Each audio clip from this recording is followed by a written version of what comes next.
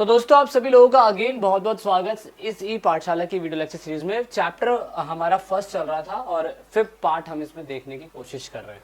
तो अगर आपने अभी तक ऐप डाउनलोड नहीं करा तो ऐप जरूर डाउनलोड करिए, सारी इन्फॉर्मेशन आपको वहां पे मिल जाती है। Strategy for procuring the materials, देखो एनसीईआरटी में ना बहुत अच्छी सिस्टमेटिक तरीके से ये जरूर बताने की कोशिश करिए कि अगर इंडस वैली सिविलाइजेशन के लोग उस टाइम पीरियड पे बाजारी व्यवस्था यानी कि अगर ट्रेडिंग करते होंगे, ट्रेड करते होंगे, तो उस टाइम पीरियड के अंदर वो देश के अंदर कैसे करते होंगे और देश के बाहर के हिस्सों में ट्रेड कैसे होता होगा, इसके बारे में बहुत अच्छी तरीके से बताने की कोशिश करिए। अगर आप मैप में देखने की कोशिश करेंगे तो नागेश्वर और कुछ ऐसे सेटलमेंट जो है वो काफी ज्यादा क्या कहते हैं कोस्टल लाइन पे सिचुएटेड है। तो यहाँ पे सुतखो करके एक जगह है, बालाकोट है, यहाँ पे सोमनाथ है, अंदर यहाँ पे देखो सुत खाड़ गेन दौर ऐसे करके कुछ नेम है।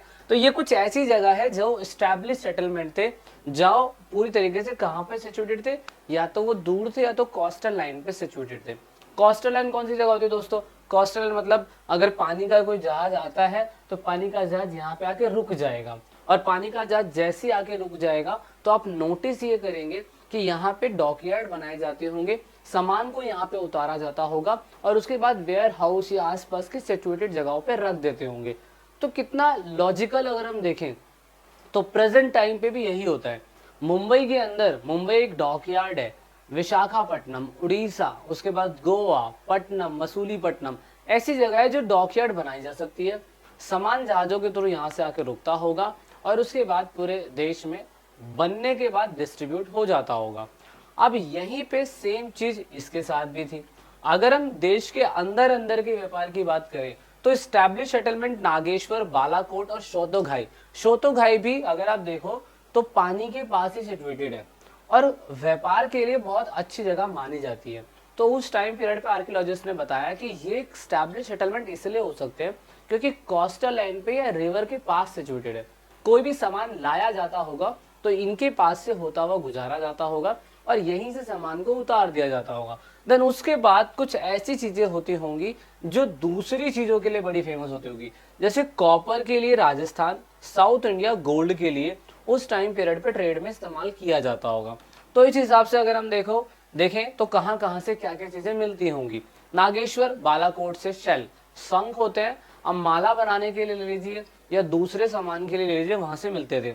शोतोघाई और अफगानिस्तान से लेपीज लेजूली, जो भी ये पत्थर है, ये नाम भी पता नहीं क्या सोच के बनाया हुआ है।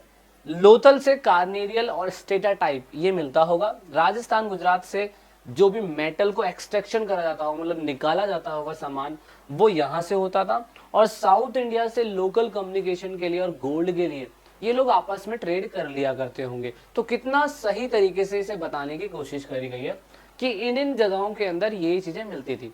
तो आपको क्या लगता है कि ये चीजें अगर यहाँ मिलती थी तो क्या इसको दूसरी जगहों पे शिफ्ट नहीं करते होंगे? यार व्यापार बिजनेस तो ये लोग बढ़ाएंगे। और एनसीईआरटी के अंदर बहुत अच्छी तरीके से बताया हुआ है कि मेसोपोटामिया के लोग पानी के शिप को चलाकर यहाँ आते होंगे और हड़प्पा, लोथल इन जगहों से ट्रेड करते होंगे। और उसके बाद ये लोग यहीं पे नहीं, दिलमून है, मगन है सॉरी, और उसके बाद उरुक है, शहर शौखात है, इन जगहों पे भी ट्रेड करते होंगे, चाहे पानी के थ्रू और चाहे आपके नॉर्मल घोड़े खच्चर इनके थ्रू ये जाते होंगे।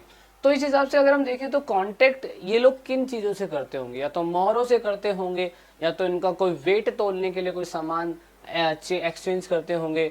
डाइस से हमें प्रूफ मिलता है, डाइस की जो गोटियां थी, मतलब जो चेस में खेला जाता है वो जो गोटियां थी, उससे हमें पता चलता है कि ये लोग एक प्लेस से दूसरे प्लेस पे ट्रेड करने जाते होंगे।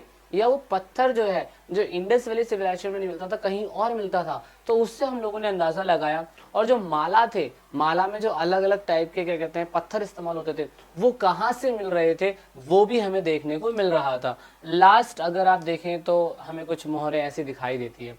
अच्छा, तो ये वही प्लेसेस थी। अगर आप देखें तो कौन सी जगह किसने खोजी है वो नाम के साथ। एंड देन उसके बाद अगर हम वही सेम चीज जो बताने की कोशिश करी जा रही है कि इसका प्रूफ क्या है कि ये लोग बाहर ट्रेड करते होंगे, तो पहला प्रूफ है आपका Omani copper. Omani copper and the Harappan artefact have traced. कहाँ पे ट्रेस्ड हुए? हड़प्पन जार जो है वो हमें ओमान में देखने को मिलता है। तो दोस्तों ओमान कहाँ है, ओमान अगर हम देखें मैप के अंदर तो सॉरी ओमान के अलावा यहाँ पे देख लेते हैं, ये ओमान है, ठीक है। इस ओमान के अंदर हड़प्पन जार जो है वो हमें देखने को मिलता है, मतलब हड़प्पा का एक जार है, ये जार हड़प्पा के अंदर ही बनता होगा, लेकिन ट्रांसपोर्टेशन की वजह से ये ओमान पहुंच गया होगा। और ओमान से हमने जब इसको ढूंढा तो हमने पता लगाया कि ये तो हड़प्पा के अंदर ज़्यादा मिलता था, हड़प्पा में ही बनता था, तो ओमान में क्या कर रहा है। तो ऐसा उड़ के तो आ नहीं गया होगा, जादू तो लेके नहीं चला गया होगा इसको, तो भाई ट्रेड करते होंगे जब भी तो यहाँ पे सामान पहुंचा होगा ना। तो इसीलिए हम एक रीज़न बोल सकते हैं कि हाँ एक ये सटीक रीज़न हो सकता है कि हड़प्पन जार इसीलिए वहाँ गया होगा क्योंकि ये लोग ट्रेड करते थे।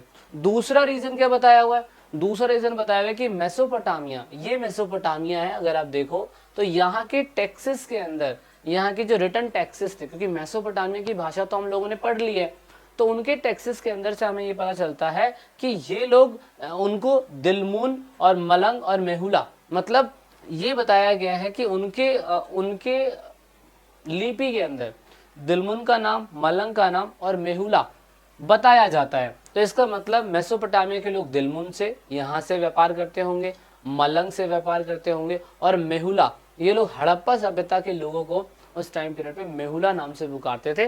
तो ये भी एक प्रूफ हमें देखने को मिलता है। अब प्रेजेंट टाइम पे मेहुला दिलमुन को बहरीन के नाम से पुकारा जाता है, अगर आप देखने की कोशिश करें तो। अच्छा, तो ये जो मैंने बताया कि मेहुला उल्लेख मिलता है, तो ये भैया वहाँ से उस टाइम पीरियड पे मेहुला लोगों से कार्नेलियन, लैपिस लजूली, तांबा, सोना और लकड़ी ये सब लाते होंगे। और इवन ये मेहुला का मतलब ये होता है कि नाविकों का शहर, यानी कि लैंड ऑफ सी फेयर्स, यहाँ पे लिखा हुआ मेहुला को नाविकों की भूमि कहा जाता है। मतलब हड़प्पा सभ्यता की मोहरों में या रिटर्न फॉर्म में कहीं तो मिला होगा, जब ये ट्रेड करते होंगे उन लोगों से तो इनको इस नाम से पुकारते थे। सो होपफुली आपको इसके बारे में थोड़ा थोड़ा समझ में आ रहा होगा। अब ट्रेड क्योंकि एक प्लेस से दूसरे प्लेस पे हो रहा है, तो इसका मतलब ट्रेड के रूल्स एंड प्रिंसिपल्स होते होंगे। कोई सामान एक प्लेस से दूसरे प्लेस पे जाता होगा तो उसमें कोई मिसहैपनिंग ना हो जाए, कोई सामान किसी और के पास ना चला जाए। तो ऐसा कहा जाता है कि लॉन्ग डिस्टेंस रिलेशनशिप और लॉन्ग डिस्टेंस ट्रेड कभी नहीं चलता है जब तक दोनों के बीच में भरोसा ना हो। तो यहाँ पे भरोसे के लिए अभी तो हम बहुत ज़्यादा एडवांस हो चुके हैं, लेकिन उस टाइम पीरियड में हम लोग भरोसे के लिए, लॉन्ग डिस्टेंस के लिए कौन सी फैसिलिटी का इस्तेमाल करते थे, मोहरों की फैसिलिटी का इस्तेमाल करते थे। मोहरे क्या होती है, मोहरे एक तरीके से क्या कहते हैं आपकी मोहरे जो होती हैं वो सील होती है, सील मतलब इसे स्टंप बोलते हैं कुछ इस टाइप की। तो अगर आप देखो तो उस टाइम पीरियड पे क्या होता था, जो मोहरे होती थी वो एक बैगेज के ऊपर एक बैगेज बनाया जाता था, उस बैगेज के ऊपर ये लोग उन मोहरों को स्टंप के रूप में अटैच कर देते थे। एक बैगेज के ऊपर वाली हिस्से को मिट्टी से कवर करा, मिट्टी से कवर करने के बाद एक स्टंप मारते थे जहां से जाना है और जहां पहुंचना है उनके पास ये स्टंप का सबूत होता था। तो इस तरीके से मैं ये कह सकता हूँ जो बैग ऑफ गुड्स होता था वो एक प्लेस से दूसरे प्लेस पे ट्रांसफर करने के लिए ये बहुत अच्छा सिस्टम बनाया जाता होगा। इससे फायदा ये होता था कि अगर रास्ते में कोई सामान खुल जाएगा और जो मोहर अगर कहीं पे खाली है या टूटी हुई है तो इससे पता लगाया जा सकता है कि भैया पूरी तरीके से मतलब ये जो सिस्टम है कहीं बीच में लीक आउट हुआ है, समझ रहे हो। तो इस तरीके से आप देख सकते हो मोहरों का सिस्टम उस टाइम पीरियड पे हर किसी में नहीं होता था, और अमेज़न आज इसी चीज को कॉपी कर रही है और करोड़ों अरबों की कंपनी बनी पड़ी है। जो आज से 3000 साल पुराने टाइम पीरियड में लोग किया करते थे, ये उस टाइम पीरियड पे इस विधि का इस्तेमाल करते थे। जैसे अभी आपके पास ओटीपी आता है, आप ओटीपी रिसीव करते हो और ओटीपी रिसीव करने के बाद ये कंफर्म हो जाता है कि ये सामान आप ही का है। सेम उस टाइम पीरियड पे ये स्टंप जो है लॉन्ग डिस्टेंस के लिए इस्तेमाल होती थी ताकि सेंडर भेजने वाले की आइडेंटिटी का पता लगाया जा सके। ठीक है, तो कुछ ऐसी मोहरें हमें मिली थी, इन मोहरों से हमने अंदाजा लगाया था कि इनकी स्क्रिप्ट किस प्रकार की है, बट आज तक ये स्क्रिप्ट पढ़ी नहीं गई है। बहुत बुरी बात है, बहुत दिक्कतों में हम लोग हैं, कोई नहीं ढूंढ लेंगे, समय आएगा तो। अच्छा, इन स्टंपों के अंदर कुछ ना कुछ रिटर्न फॉर्म लिखी होती थी। मे भी शायद से मुझे लग रहा है कि ये ई पाठशाला ना लिखा हो कि ई पाठशाला को सब्सक्राइब करो। सब्सक्राइब से मुझे याद आया कि जिन बच्चों ने सब्सक्राइब नहीं करा है चैनल को सब्सक्राइब करिए, इंटरेस्टिंग वे में हिस्ट्री सीखने की कोशिश करिए। अच्छा, तो यहाँ पर ज़्यादातर जो मोहरें होती थी उन मोहरों के ऊपर एनिमल्स के क्या कहते हैं आपको रेयरली ऑब्जेक्ट या इमेजेस देखने को मिलता था, और इनके ऊपर जो लिखा होता था ना तो समझ में आता था और ना ही क्या कहते हैं हम लोग समझ पा रहे हैं। लेकिन बेसिकली इसका इस्तेमाल इसलिए होता होगा कि सेंडर को पता लगा सके कि ये किसकी है, किसने इसको रिसीव करा है। इस पे जो लिखा होता होगा शायद से वही भाषा जो है हम समझ पाते होंगे, है ना। हम तो नहीं, खैर ये लोग समझ पाते होंगे। जैसे असली और नकली में क्या फ़र्क है ये उनकी भाषा है तो उन्हें ही पता है ना। तो इसीलिए अच्छा, तो हड़प्पन सील जो है बहुत शॉर्ट होती थी, सबकॉज बहुत कम लिखे जाते थे, इनमें अल्फ़ाबेट नहीं होते थे, ये राइट टू लेफ्ट लिखे जाते थे। लेकिन ये अभी तक 300 से लेकर 400 नंबर्स इसमें मिले हैं हमें साइन के, लेकिन ये आज तक डेसिफाइड नहीं हुई है। इसीलिए इसे दुनिया की सबसे पुरानी लिपि कहा जाता है। दुनिया की सबसे पुरानी लिपि कौन सी है, क्लास 11th में आपने पढ़ा था, और उसे हमने रीड आउट कर लिया है, मेसोपोटामिया को रीड आउट कर लिया है। लेकिन सिर्फ ये हड़प्पन सिविलाइजेशन की जो भाषा है, अगर इन फ्यूचर आप लोगों में से कोई आर्कियोलॉजिस्ट सर्वे ऑफ इंडिया का डायरेक्टर जनरल बनता है या आर्कियोलॉजिस्ट बनता है, तो आप इस पे ज़रूर स्टडी करना कि भाई इन्होंने लिखा क्या है। हम बहुत सारे इतिहास के पन्नों को खोल सकते हैं।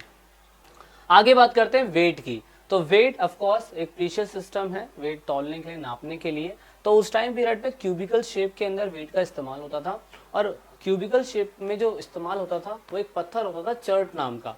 ये चर्ट नाम का जो पत्थर होता था, ये पत्थर ही हमें बताता था कि भैया इसका वेट एग्जैक्टली कितना होगा। तो सामान तौलने के लिए, और छोटा सामान भी हो सकता है, बड़ा सामान भी हो सकता है, तो आप वेट देख सकते हो यहाँ पे 1 2 4 8 10 16 32 ऐसे 1280 किलो का भी वेट तौलने के लिए इनके पास बाट हुआ करते थे। ये पूरी तरीके से हायर डिनोमिनेशन फॉलो करते थे डेसिमल सिस्टम का, ये बहुत अच्छी बात है। तो ये थोड़ा सा हमारा डिटेल डिस्कशन आप सभी के लिए, और आई होप आपको समझ में आ रही होगी हिस्ट्री। वीडियो के नेक्स्ट पार्ट में जल्दी मिलेंगे। This is it in this video. Thanks for watching. जय हिंद, जय भारत, वंदे मातरम।